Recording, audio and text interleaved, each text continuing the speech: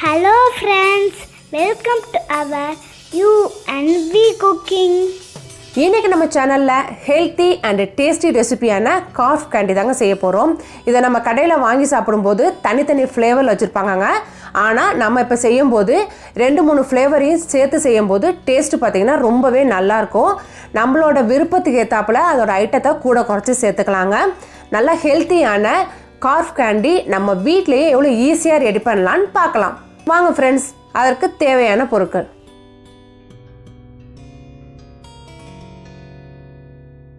Candy செய்கிறதுக்கு நான் இன்றைக்கி ஓம இலை, துளசி, இஞ்சி, கிராம்பு, லெமன் ப்ளஸ் பார்த்திங்கன்னா தேனும் சுகர் இதெல்லாம் ஆட் பண்ணி தாங்க நான் இன்றைக்கி கேண்டி செய்ய போகிறேன்.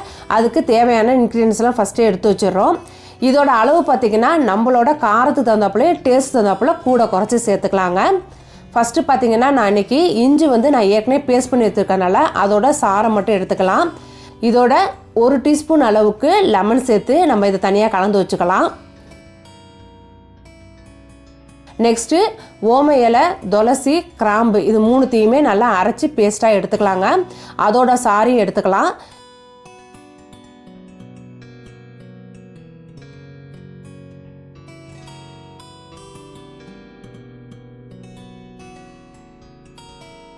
நெக்ஸ்ட்டு ஒரு கடாயில் 1 கப் அளவுக்கு சுகர், அதே அளவுக்கு தண்ணி சேர்த்துக்கலாங்க.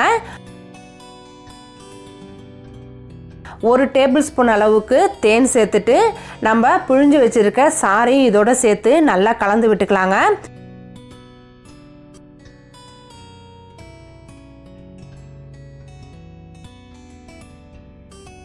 இப்போ பார்த்திங்கன்னா நம்ம ஸ்டவ் ஆன் பண்ணிவிட்டு ஹை ஃப்ளேம்லேயே வச்சு நம்ம கலந்து விட்டுக்கிட்டே வரலாம். கொஞ்சம் நேரத்துக்கு அப்புறமா இது லைட்டாக பொங்கி வர ஸ்டேஜில் மீடியம் ஃப்ளேமில் வச்சுக்கலாங்க.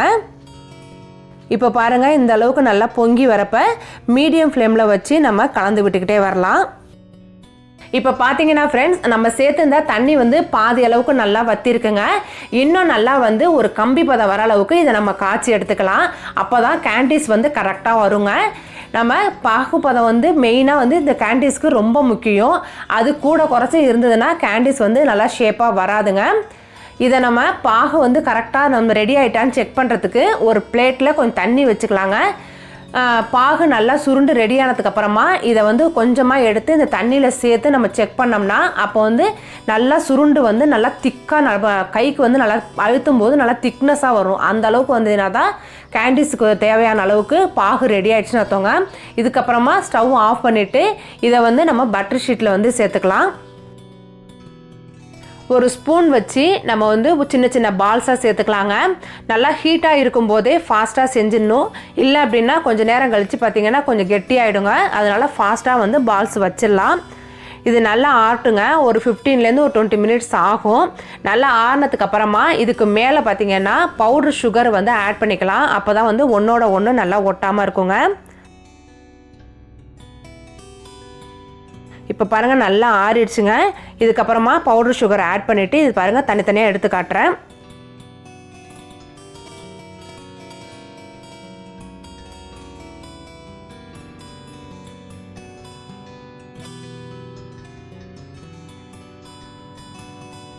அவ்வளோதான் ஃப்ரெண்ட்ஸ், நம்மளோட காஃப் கேண்டி செம்மையாக ரெடி ஆகிட்டுங்க. நம்மளோட விருப்பத்துக்கு ஏற்றாப்பில் இன்க்ரீடியன்ஸ் பார்த்திங்கன்னா கூட குறைச்சி சேர்த்துருக்கோம். அதனால் அதோட டேஸ்ட்டு ரொம்பவே நல்லாயிருக்குங்க.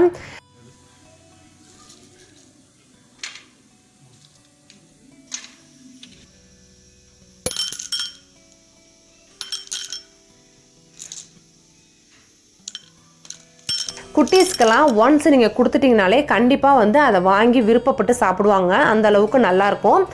நீங்களும் உங்கள் வீட்டில் இது மாதிரி ட்ரை பண்ணி பாருங்கள் ஃப்ரெண்ட்ஸ். இந்த வீடியோ உங்களுக்கு பிடிச்சிருந்தா லைக் பண்ணுங்கள், ஷேர் பண்ணுங்கள், கமெண்ட்ஸ் பண்ணுங்கள், அப்புறம் சப்ஸ்கிரைபும் பண்ணுங்கள். தேங்க்ஸ் ஃபார் வாட்சிங். டேஸ்ட்டாக சமைப்போம், வேஸ்ட் பண்ணாமல் சாப்பிடுவோம். டாடா.